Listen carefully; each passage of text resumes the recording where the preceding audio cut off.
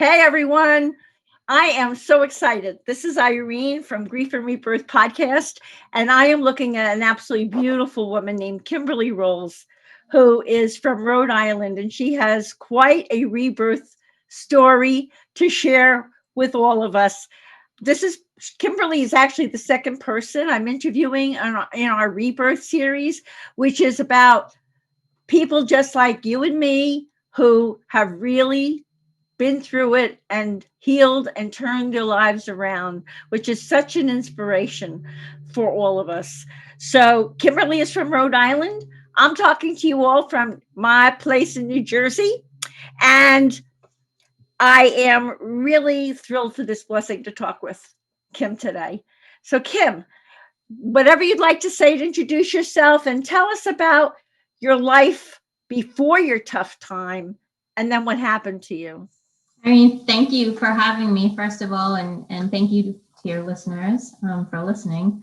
I am, like I said, I was going to reach out to you a year ago when I first heard about your podcast, and I've been listening to your podcast for the last year, and I just felt like the timing was right.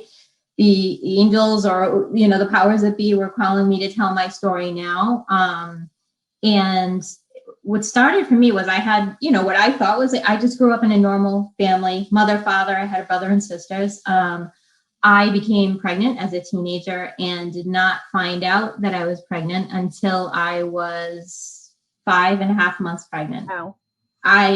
So I was 15. Wow.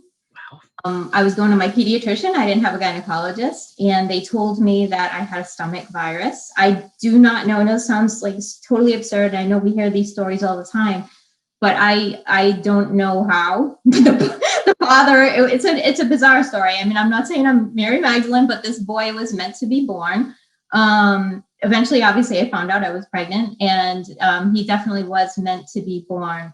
So that was the beginning of the rest of my life. I mean, here you are in the middle of high school.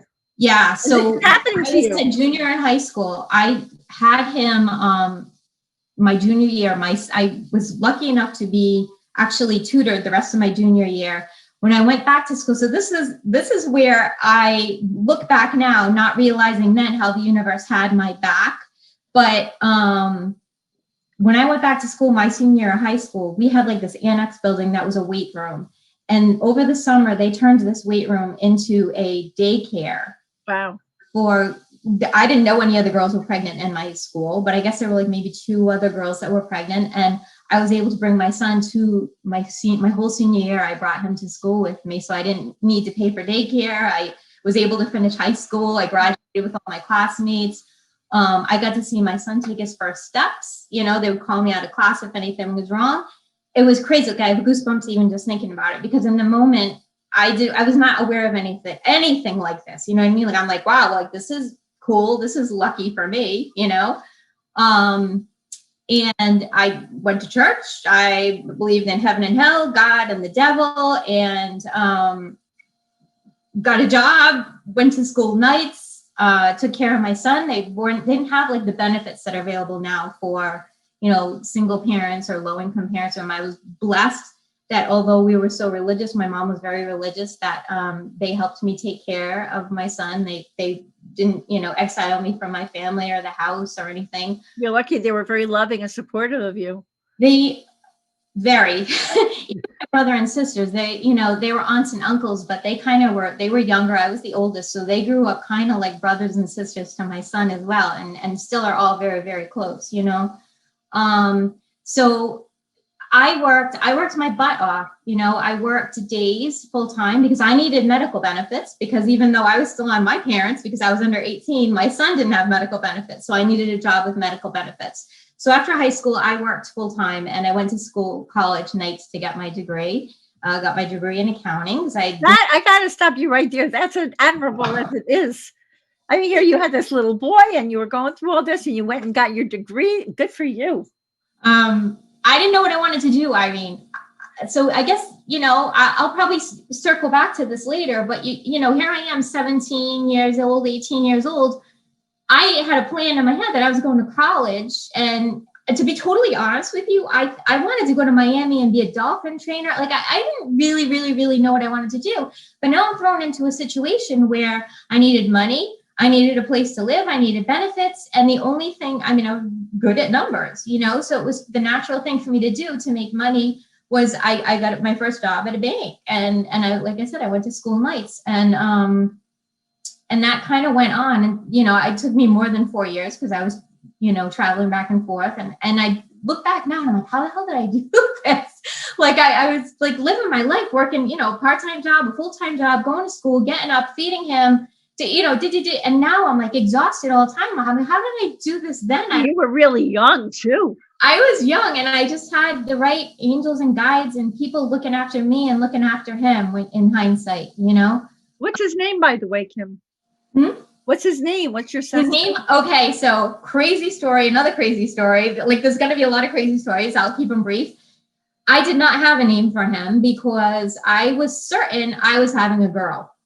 In my mind, there was not even a doubt in my mind that I was having a girl and her name was going to be Laura. And I don't know why, but so even to the point where when Michael was born, the doctor that delivered him looked at his nose and said, wow, with a nose like that, this has to be a girl. So I'm like, yeah, you know, oh my God. And he's like, oh no, it's a boy. And I'm like, for a second, like, I'm so happy that he was a 10. He was beautiful. But I did not name him until the day that I left the hospital. I didn't know. And I ended up naming him Michael after the Archangel Michael. So his name is Michael, named after the Archangel, which would just play into everything else that came into my life. Another blessing. Crazy, right? So, you know, on we went with our lives. I'm not going to go through my whole life story since I was 16, but it was a tough, probably another 16. So I don't know, another flash forward to 20. He's about 20 now. And we had just gone through our lives. He had gone, you know, to school. He graduated, super, super smart kid. I was just a normal, like, person going through life in this 3D matrix world, not knowing anything else, going to school, going to church, taking care of my son, doing the things that you do in life, still wondering when I'm going to meet. I didn't have like a real boyfriend. The father left when Michael was 4 months old. To, you know, he was a year older than me and he went to college, he got his master's. So I was kind of like a single mom. I moved out of my parents' house, you know, when Michael was in elementary school, and had to work and pay bills and take care of him and do what I had to do. And then my mom, gosh, I was in my 30s. So Michael would have been half of my age. So Michael would have been a teenager. My mom was diagnosed with adult-onset diabetes.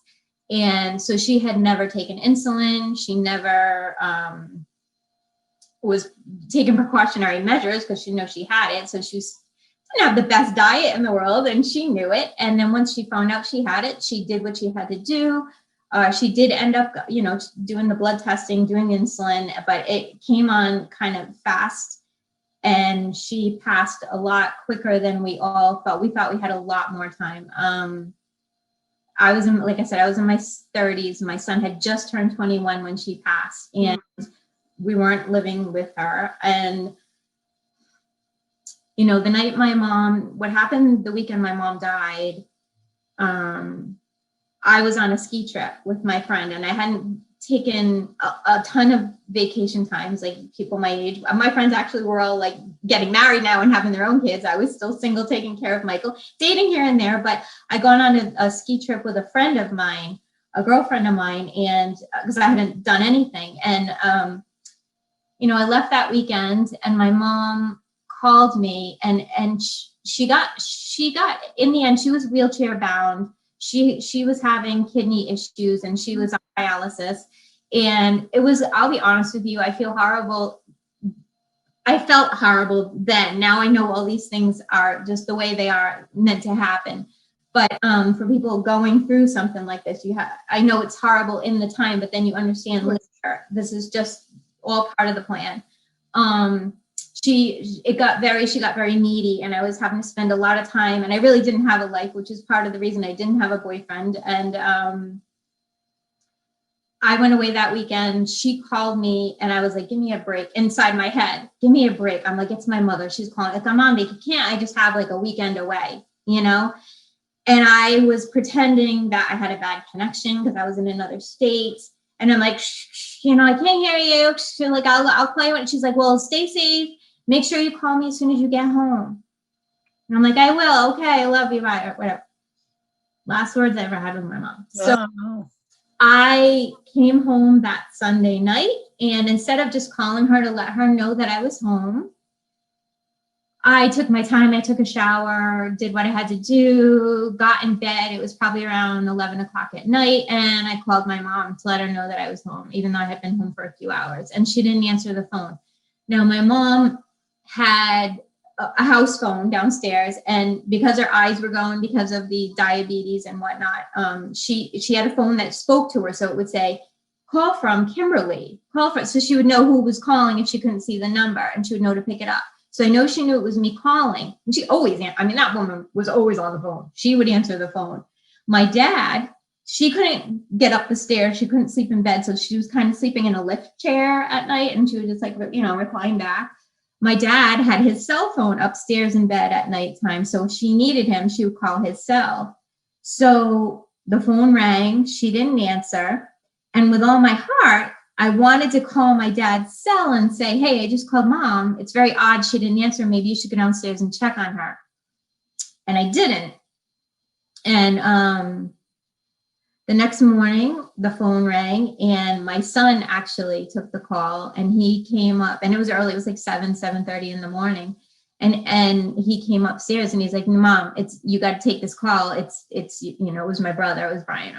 You need to take this call. It's Nana. And I'm like, what, and I'm just thinking, she had been in and out of, rehab and nursing homes. And they said, you need to come here now. And I'm like, what's the matter? And they don't want to tell me over the phone because they knew I had to drive. And, I finally got it out of them that she passed. And I mean, you can imagine. You were in shock. I was in shock. I was shaking. The first thing I thought of was like, why didn't I call my dad last night? You felt guilty? Huh? You felt guilty, probably. So guilty. I was a maniac. I was yelling at my son and I didn't even mean to. It was just like, get in the car. I don't have a mother. And he's like, will you calm down? I'm like, no, I won't come down. I don't have a mother. And we drove to my mom's, and, we get to say her goodbye. She was still in the chairs. The rescue had already been, the police had been, because in cases like that, they go to check out to make sure it was a natural death and whatnot. And, she was in her lift chair. And what happened was my dad came downstairs in the morning because he would make her breakfast on his way to work or whatever. And she was, forward instead of like leaning back. And he came down the stairs and he was like, Donna, wake up, went to the kitchen to go. And when he came back, she was still in the same position. So like, that's how we found her.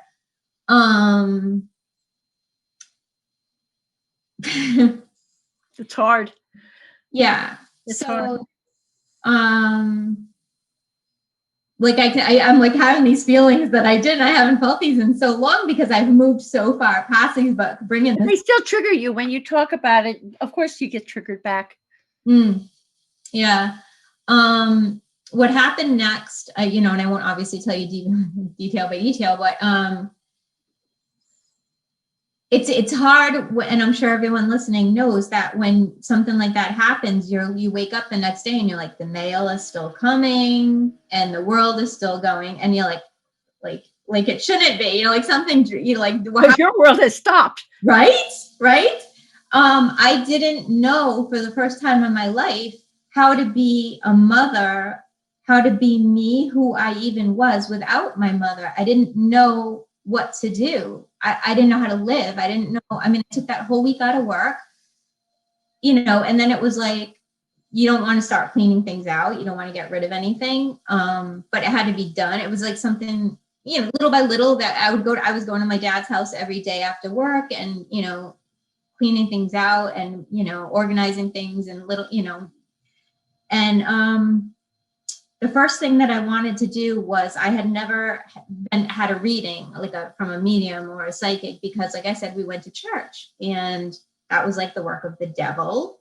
And I wanted so badly. I had only been days, and I'm like, I need to know where she is, what she's doing. Is this real? Is there any? That's amazing, though, that having been brought up the way you were, that you were open to that.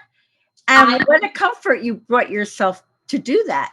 I don't, in hindsight, again, and I'll keep saying that, because when I see all these years later, my mom was really, even though as religious as she was and involved in the church as she was, she definitely was more awake than I thought, because when I was cleaning out her stuff, I found journals, and I'm like, oh my God, some of the journals.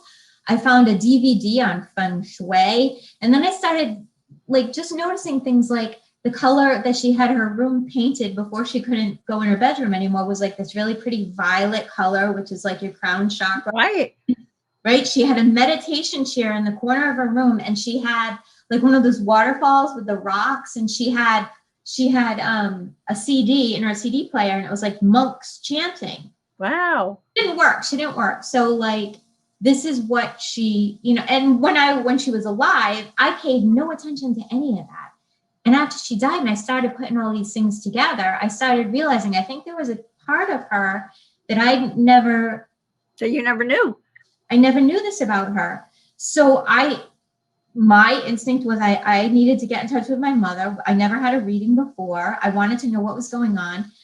I found a website, Irene, and the man's name is Bob Olson. I know Bob Olson. Oh, I don't know him personally, but I know of him. Yes. Yes. Definitely. So I didn't know anything. He's got a psychic directory. That's what I did. So I'm like, I want the best. I want no bullshit. I want the real deal. I want to talk to my mother, and I don't care how much it costs. And so I went through that website, and I, read all his reviews of every single psychic that he ever did. And it came down for me to a woman in Texas and a nun in England. And I was so naive at the time that I'm thinking to myself, how is someone not in front of me going to tell me anything? I thought they had to be right in front of me and like touching me or touching something, or I was so naive. B, at least the woman in Texas is closer than the woman in England. So I'm like, right. They were both really good. So I went with the woman in Texas. And when I tell you, I still have the CD from that first reading. I mean, it was like bang right out of the gate. And I talked to my mom the night before, and I'm like, this is what I'm doing, and this is what I want. And I want no doubt in my mind that it's you, oh, blah, blah, blah, whatever. No, this woman was like, she knew, first of all, I'm seeing a woman, matronly. I think it might be your mother. Does it begin with a D? My mother's name was Donna. I'm like, okay, yes. Yep, that makes sense. But to the point where she knew, she's like, she started talking about church. She started singing or like humming a song that my mom was in the choir at church. And she was a song that my mom would sing in the choir at church. She was very involved. My mom was in the vestry. She was in the choir. So, I mean, there was like, and I could go on and on about all the things that she told me. And the thing sounds like your mom was stepping up to really let you know she was there. I have, like, if you could see the goosebumps, you know what I'm talking about, these angel bumps. Yeah. I mean, like, she's here right now. Like, I know she's like, yeah, tell my story, All these people, this stuff is real. It's real. We do not end at death. We are not these bodies, Okay, so I got a good one for you. When my mom died, I can't even believe I almost forgot about this. My mom was very obsessed a little bit about her fingernails when she was alive. She always liked to have her nails filed and painted. And when she got to the point where like she couldn't do it herself, I would or my sisters or whoever would paint her nails at home. So the one thing I asked, when she was buried was, can you guys paint her nails? If I go buy a bottle of nail polish, will you paint her nails? And the psychic said to me, you did something for your mom that she was like really happy that, you made her like look pretty. And she was so happy that you did that. Did you do something with her nails? And I'm like, oh, wow. Oh, okay. Wow. Like, you can't Google that stuff. And I'm like, yes, I had her nails painted. She's like, she was so happy you did that. Wow. What a blessing. What a validation. So, yeah. So that's that is where so that's my before. So that was your beginning. That was your beginning. That was the beginning of that was my awakening. That was your open the door. So you open a door. Now you're going to step through you choose to step through the door. Irene, I don't even know. I mean, when I tell you from that moment, and I started telling, other people these stories, I honestly, Irene, I can't tell you how it happened, other than I was just divinely guided from person to person and place to place. And I believe it started with her guiding me.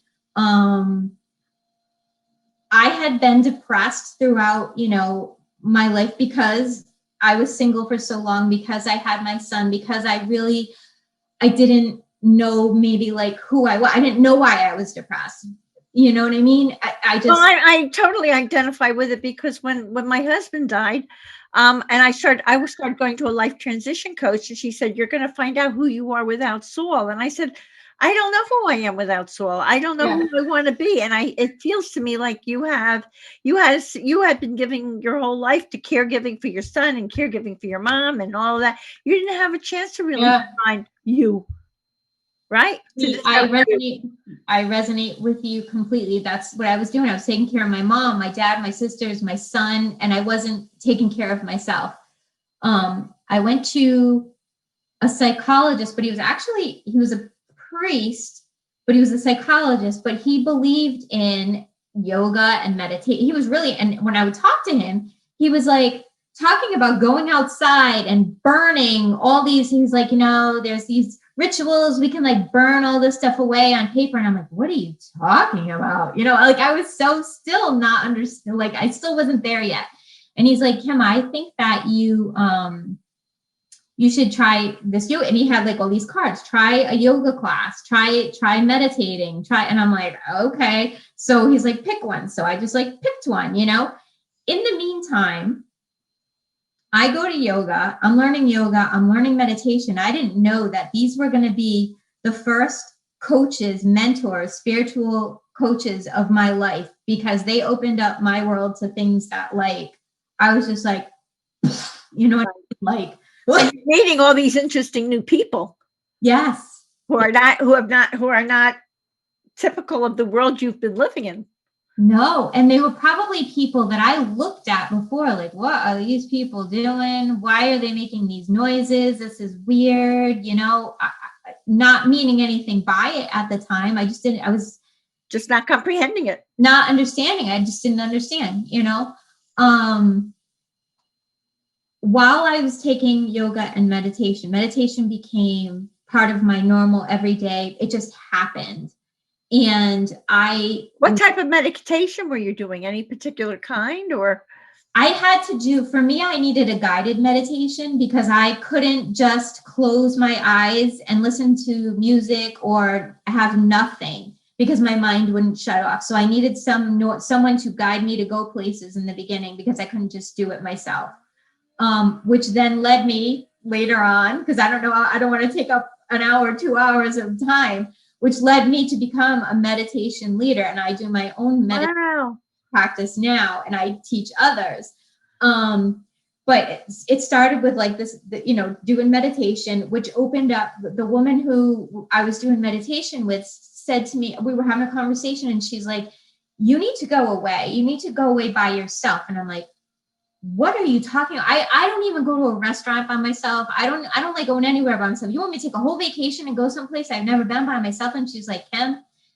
And she was very intuitive and psychic, but I didn't know it. But all these people, once you start opening those doors, all your intuition and I wouldn't call myself a psychic, but I can't help but know some things, and we all are psychic, and the intuition just happens. It just happens, like just even like I said, this call with you and resonating with you and watching your show and being like, wow, like, yes, these stories that you talk about, these stories that your guests are talking about, I resonate, and I need to be a part of this. I need to be a part of this show. And I need to tell my story, and I need normal people who maybe are not, authors or, professional speakers and are just living a normal life, know that there are normal people. There are like other cool. You guys are doing it. You're that are living, you're doing this, it. you know what I mean? That are helping, that we are out there and we're here to Yeah. help you, and we, you know, have community, you know? So she told me to take this trip. I chose a place, Irene, again, I tell you, I don't know why, but I chose a place in Florida because I felt at least it was in the United States, and I'd been to Florida before. And you lived in Rhode Island, so it was warm. And it was warm. And I must have lived in like a tropical or a warm place. That's the only places I'll go. You won't ever catch me going anywhere any more north than Rhode Island. And it's supposed to snow later today. Okay. Oh, wow. I know. So I chose this place called Madeira Beach, Florida, which is just south of Tampa on the West Coast. And I cannot tell you why I chose this place, but when I tell you this, you're going to flip your lid.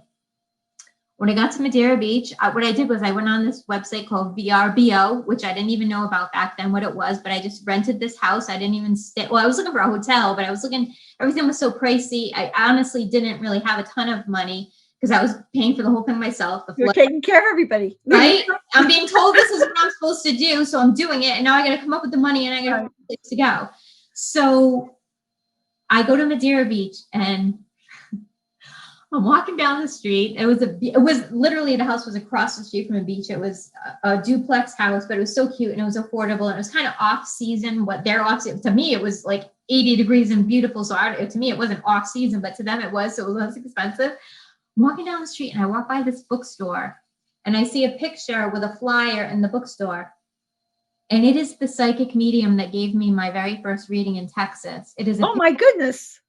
It's a picture of her with the flyer that she's going to be in that bookstore doing, random readings and signing. She had written a book. She was doing sign. I'm like, I saw her picture and I'm like, no, I have goosebumps again. I can't. No accidents, no coincidences. Wow. Why am I here? And there she is. And I'm going to meet this woman in person.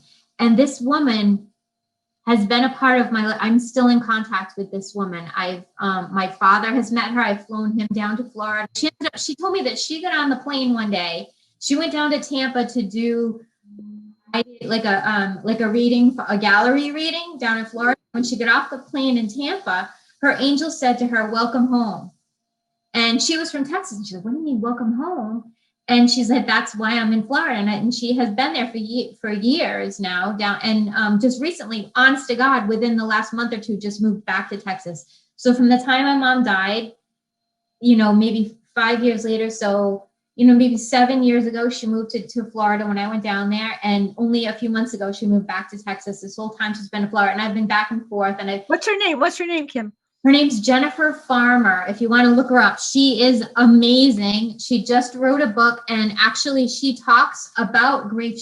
Her specializes in grief. So definitely her website is just jenniferfarmer.com. And she's amazing, and she's just a wonderful person. So she started me, and actually it was her who, after speaking with me, knowing what I went through, watching me develop, she was another one of these coaches and mentors that I had in my life that came into my life. And she got to a point where I was like doing readings spontaneously with her. And she said to me, "I think you're ready for Abraham Hicks. Did you ever hear of Abraham Hicks?" And I'm like, "No." And she said, "I think you're ready for the vortex." And I'm like, "The vortex? Like, heck is the vortex?" Like, I don't know if I'm ready for the vortex. And so I got the CD at the time, the audio CD, so I could listen to it when I was like driving to work and stuff. And I'm like, whoa. Then I got the book and I, learned about the law of attraction. And I'm like, what the heck? I can create my own reality. And, and this law of attraction, I need to know more about the law of attraction. Abraham Hicks led me, I don't know how, but somehow I went from like Abraham Hicks to the late great Dr. Wayne Dyer. And it just went on and on. Seth, books. Mm-hmm. Right?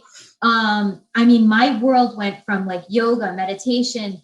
One of the women in my yoga class was a Reiki master teacher. I got my Reiki practitioner. She's like, "Kim, you have like," people would come near me and just feel my energy. I didn't even know what that was. I didn't even know. But now you were stepping into really who you are. Exactly. You were stepping into who you are. You really hadn't identified it yet, but you kept being led to be shown that this is your path. This is my path. So while all this is going on with me, my son's growing into this man. He moved to Philadelphia while I'm doing it. Now I'm not going to lie to you. I'm not going to say, I mean, and God knows he is proud of me. And, you know, we are extremely close. It's like, yes, we're mother and son, and, you know, I help him as a mother and son, but we are like very good friends, you know, and we're you know, like 15 and 16 Right. apart, you know what I mean? And there was that awkward time, trust me, where like we'd be out and it would be a little awkward. The age difference, you know what I mean?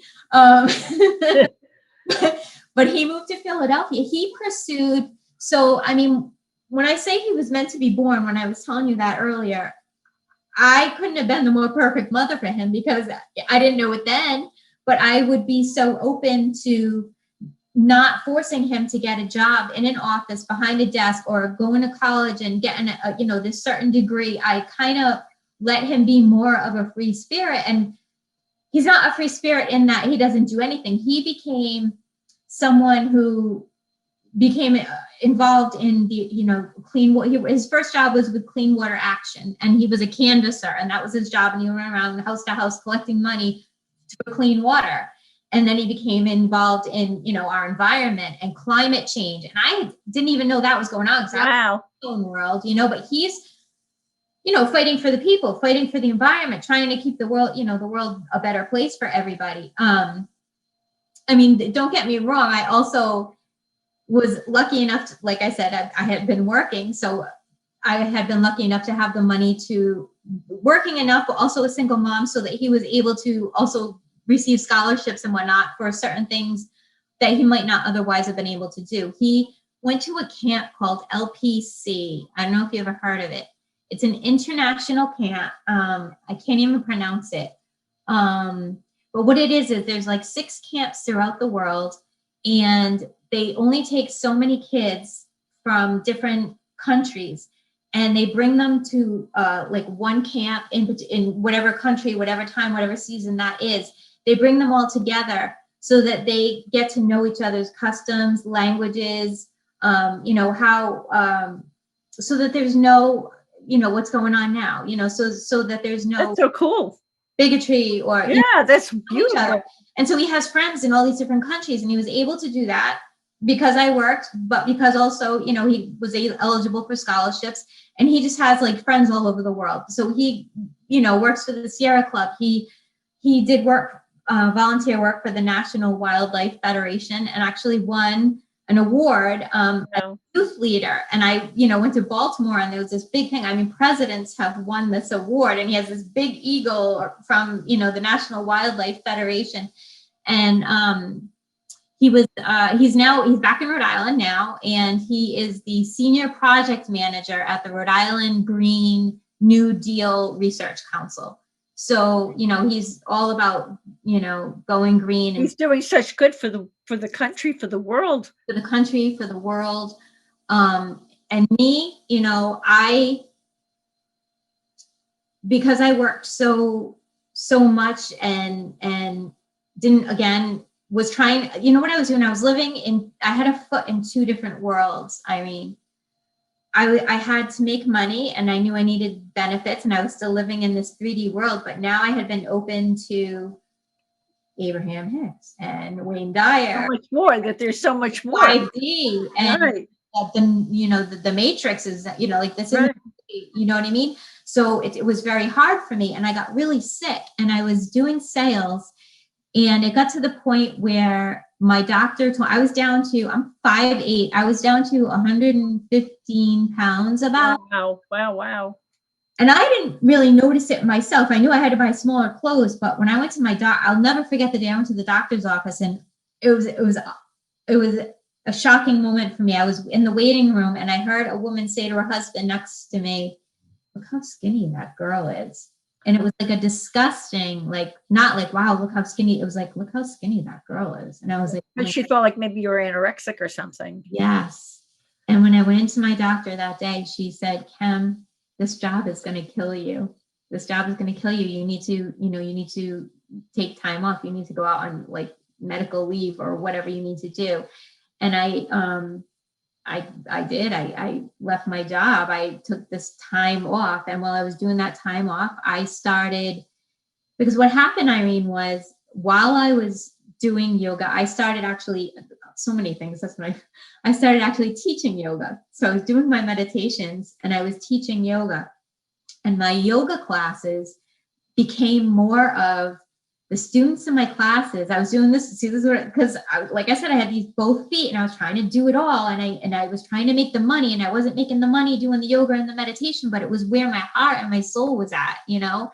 And I just wanted to teach everybody all these things that, like, I just found out, like, you guys need to know this. Like, you can create your own world. Don't need to do this. And you have angels and archangels and you have energy, and I can help you, and you can, you know, it was just like so excited. My yoga classes turned into a Q&A.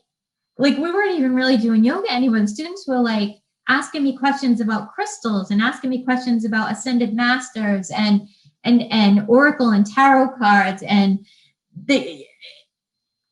I realized what I had been doing these past few years was all leading up to showing people and teaching people the 10 years that I had been through, what I had learned, so that they didn't have to go through 10 years of what I had just gone through. And I could kind of give them a shortcut, kind of make it easier, make it, you know, less money, you know, and just teach, but I couldn't do it for free either. But this is where it all went. This is where it was headed. I ended up quitting my full-time job. In a way, you were stepping into a role of being a healer. That's exactly what happened. You were becoming a healer. You were learning all these modalities. You were learning all of this, and you have a natural charisma, and obviously people were turning to you. There was something they were sensing that was coming from your vibration. I mean, my classes were full. People were walking, because it was a studio that had like multiple classes going on. And so here's my class at 7:00 or whatever. And people would like see tons of people lining up, putting their mats down, and people would pop in and they're going to another class and they're like, wow, this is a popular class. But it was like I was coaching. I wasn't even really, you know what I mean? I'd shut the door and I had incense burning, and I'm like, it was feeding you too, I'm sure. It was helping and healing and feeding you also. That is why I ended up where I am now. So much. Like I said, I quit my job. I needed to get healthy. I needed to put weight back on. And I needed to get healthy for myself while I was still doing, I didn't want to give this up, but I needed to get myself healthy. And I think in my story too, I told you how I, you know, met someone accidentally. It was an appointment having sort of accidentally, right? Yeah, right. It wasn't synchronicity at all. And I ended up meeting her at like a protein shake shop, which I didn't even know what that was. I never had protein shakes. I never was like a raw juice, or I wasn't really actually the best eater in the world. And because of my job, literally I'd be on the go and I'd be like drinking coffee and wake up wraps, you know, from Dunkin' Donuts, egg wraps or whatever. I was not healthy. So I met her at this protein shake shop, and I had a protein shake, and it tasted like a coffee, like a ice cream, I don't know what it is in New Jersey. Here we call them like awful. No, we have Newport cream in their awful waffles or their cabinets or milk. It's a milkshake, you know what I mean? Yeah. Thicker milkshake, you know what I mean? They had all these different flavors and stuff. And I'm like, what is this? Which turned into, this is it's sort of like it's a multi-level marketing business is what it was. And I needed some money while I was pursuing my, you know, unbeknownst to me, my healing career. And so I started doing this multi-level. I ended up meeting with the owner of this shop, and I'm like, this is really good. And then she explained, I went to all these, you know, different events that they had, and I learned what was in the ingredients, and they worked for me. And I became healthy, and it might not be for everybody, but it worked for me. And I had friends that it worked for, and I became a health coach in addition to. So what was the name of this product? It's an Herbalife product. I don't know if you ever heard Herbalife. It's Herbalife. I didn't pursue it to the point where a lot of these people just go up and they have like people under them. And I didn't go that far.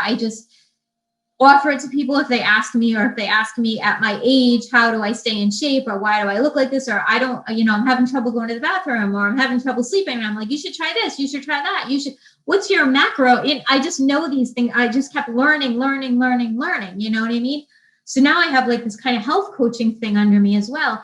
And it turned into like, I know so much stuff about so many things. How do I tell people? How do I get it out there? And through working at this, the shake shop at the, what I call it, the kids are calling it the shake shop. It was the nutrition club, that a web designer who she's like, you need a website, and you need, and lo and behold, I actually just got done redoing my website, where I put on one place, my healing, my Reiki, my health coaching, a place for, because I have a lot of YouTube videos with, free meditations. What's the name of your website, Kim? It's Kimberlee Corner, but it's Kimberly Ley. Spell it for everyone. Kimberlee, and corner is KORNER.com, KimberleeCorner.com. And I kind of named it that because I thought of it as I wanted it to be a cozy place, like a corner cafe, where people would go and, talk and feel comfortable and have that, sacred container where they could, have a drink or have a coffee and talk, which is what I was doing the whole time. And I didn't know, but people, how it happens, it's synchronicity, it's serendipity. And when you open those doors, it sounds like you created a beautiful space where people could feel safe and they could come and they could learn and grow. I did. I was totally guided here, and that's where I am. And I hope that, I can help as many people. And I thank you for your show to even get someone like me out there, because of course I'm on social media, but it's hard. I mean, there's a lot of, big influencers. It's hard for, someone who's not a big influencer and hasn't had a lot of time or money or practice out there to get this message out. How long have you actually had Kimberlee's Corner, Kim? So it's been 3 years. And you're just starting out anyway. It is. I did not put as much, I don't think, value and time. And I evolved over these 3 years. I started it as one way. In the last 3 years, I've evolved so much that I just completely redid my website. So it's a brand new website. And actually, I hope everyone listening will check it out. I do too. I hope that I really do. There's a lot of free content. And my email is there for anyone that wants to get in touch with me. And everyone cannot help but respect your journey. Well, I mean, look what you've done, and you've rebirthed yourself in a beautiful way. Well, thank you, Irene. I thank you for even having a platform like this for someone like me. Oh my God. Are you kidding? Awesome. You're wonderful. Do you have an offer? Would people like to go onto your website and to take advantage of an offer? And yeah, you support them, they support you. What would you like? And it's Kimberlee, KimberleeKorner, everyone. And you have an offer for them? I do. If you just go to the website and stick in your name and email address, I will send you out my technique. I have a free clear your energy, which we didn't even get into all this because that's like another whole episode. But clearing your energy. Can you tell us about clear your energy in about 5 minutes? Yeah. So having clear energy, I mean, I'm assuming that a lot of people that are listening to your site are here to, know a lot about this already, know about energy, know about the universe, know about healing. And if you don't have a clean energy or a clean energy field, you're picking up people's energy all the time. And people who don't know this might think it's their own energy. You're carrying around other people's energy. You need to clear your energy every day so that you're in your own energy and everybody else is in their own energy, because you don't want to be, sometimes you could wake up in a horrible mood and you're like, why am I in such a bad mood? Like nothing even happened. Like, why am I feeling like this? You picked up someone else's stuff. And it's because, or somebody sent you their energy, and it could even be energy, from that you don't know about. So energy from like another time. you know what I mean? From another universe, who knows? You know what I mean?